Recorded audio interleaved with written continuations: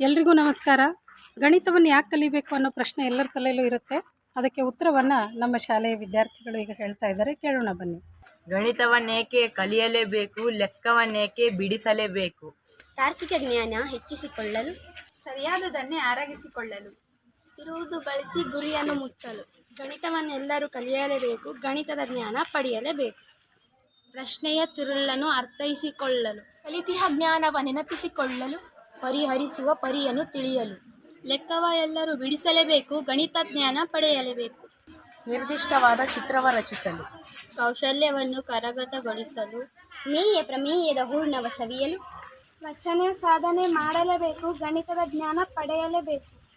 ಸೃಷ್ಟಿಯ ಸತ್ಯವ ಭೇದಿಸಲು, ವಿಶ್ವದ ಸಂರಚನೆಯ ಅಭ್ಯಸಿಸಲು, ಸತ್ಯದ ಸತ್ವವ ಸ್ಥಾಪಿಸಲು.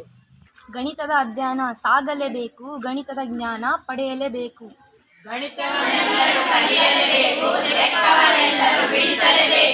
ಜೈ ಗಣಿತ.